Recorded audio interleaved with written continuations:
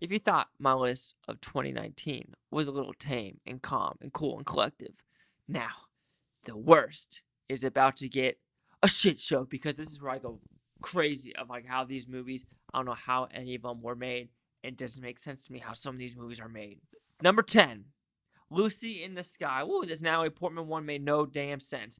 Guys, okay, so I understand what they were going for. They took a very, very, like, 1% of a story of an astronaut going crazy and going to, I think it was Florida or California, and trying to kidnap another astronaut. But this one just goes really, really, really off the rails of weird ass camera work.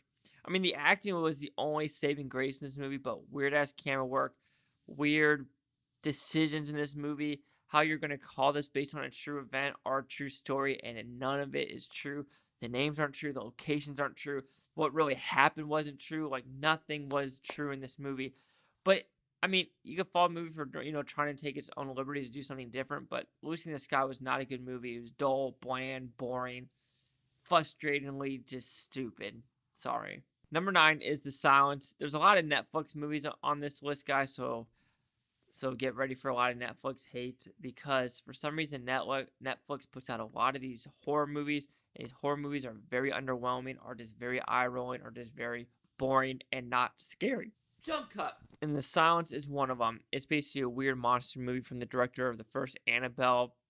It kind of is a copy of A Quiet Place. Well, even though I don't like calling it a copy because who knows when the scripts were written and who took the scripts first and when it was released.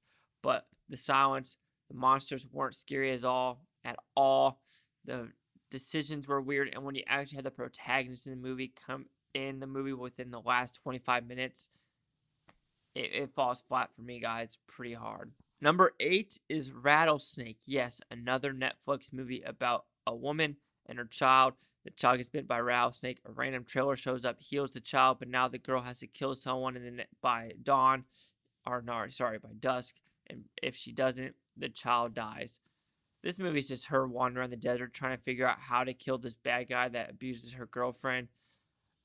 It was boring, made no sense. It really made no sense because she's haunted by these past characters, and you don't know if these past characters are actual characters that were killed, or characters that refused, that their loved one refused to kill someone. They don't explain that at all. They just expect you to be like, oh, there's these random people haunting her. And don't do that to the viewer because it feels like it's weak on your guys' part as well of doing it. My eye itched, sorry. But yeah, Rattlesnake, nah.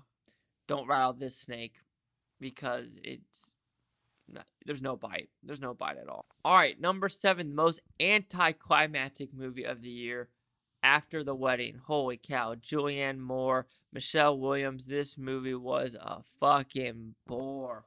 This movie, like, the trailers are like, something so fucking intense is going to happen. And there's nothing intense, nothing climactic. It ends with a wimp. No emotional impact at all. You see what's happening a mile away in this movie, and they try to be like, oh, here's a twist, here's a twist, here's a twist. But it's like, well, I saw that twist 20 minutes ago. I saw that twist 30 minutes ago. So it's like, no, this movie was dull, boring, bland, stupid, annoying, frustrating, trying to be so emotionally gut punched, and there was nothing. This movie had nothing for it. Not a good movie. Not a good movie. Not a good movie. All right, number 6 was I.O., another Netflix movie, and this one was just like,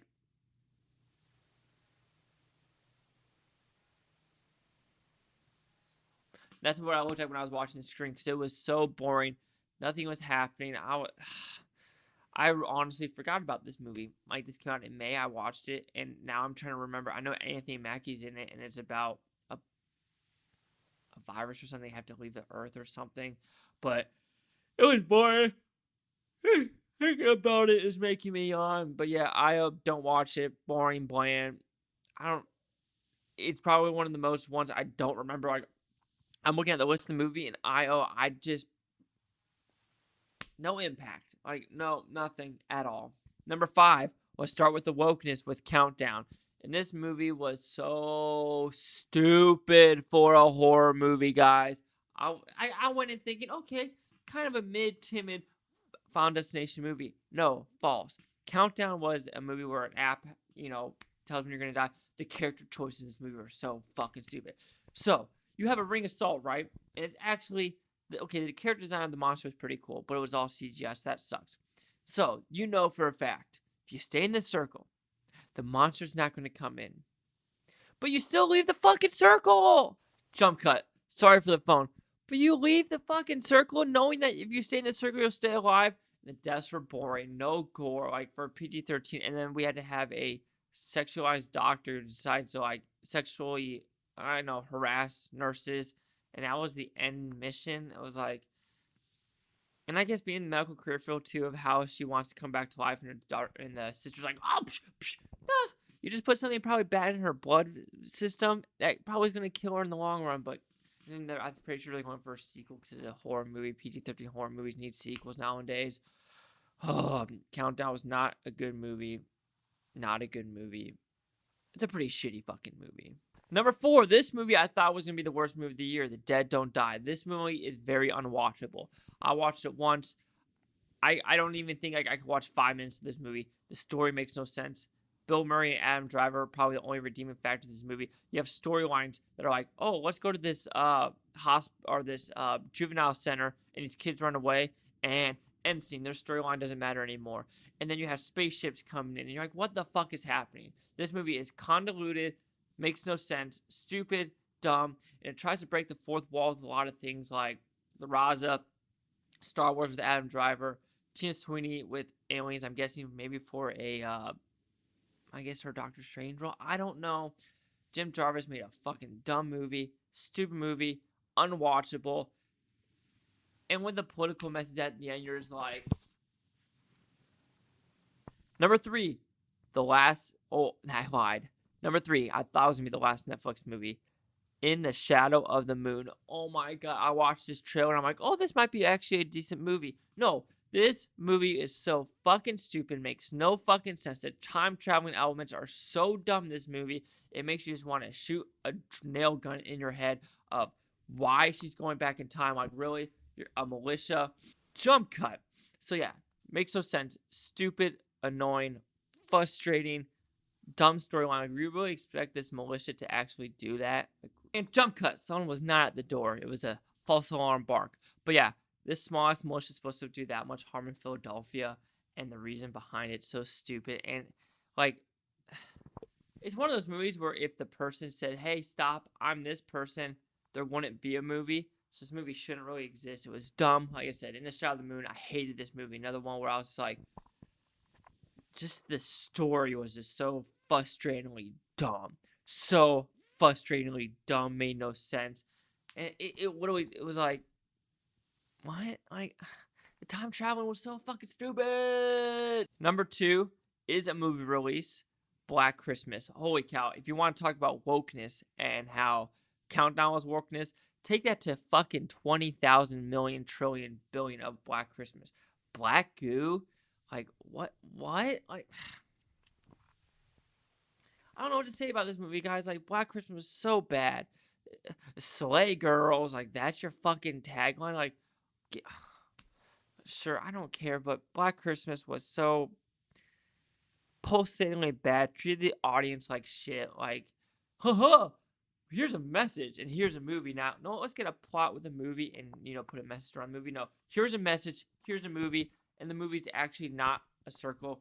It's that little triangle, and I think I did that in the review as well. Black Christmas, the worst movie theater experience on this list was Black Christmas, and the second one was another horror movie. So horror movies in 2019 were pretty shitty, except for I did enjoy Annabelle, but Black Christmas was a remake of a remake that didn't need to happen, and it was bad. It was black goo, like, what?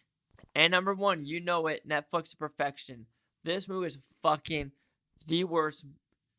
I watched this movie in anger. Fucking anger of what was happening. This is another movie where you have a message and you want to make a movie around the message and you just make fucking stupid decisions. She sees a tattoo on her shoulder, so her decision is, I'm going to make her cut her own fucking arm off. How about you be, like, reasonable with the person? There's no reason that she would know that she would get sick off these other things. So that makes no sense. So her cutting her arm off is your way to say, oh, you can't play cello no more. So that's the only way I could show you that you're being sexually assaulted. And at the very end turns to a fucking human centipede of making sure a guy's eyes cuts off his limbs, and one person plays this and one person plays that on the cello. Give me a fucking break. That was some of the worst decision making in movies, and that was like a 70 or 68% on Rotten Tomatoes. Like, what the fuck?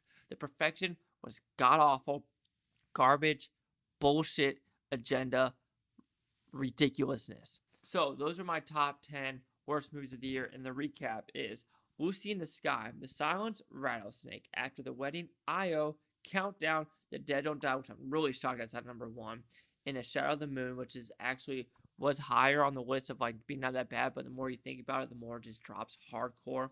Number 2, Black Christmas, and number 1, The Perfection. If you made it through this list, thanks guys. Chase out the Blue Futon, like, comment, subscribe. One more thing, it's Bhutanotopia. You Blue Futonians, thank you for watching and have a great day. And that is it for the list of 2019. Peace and love.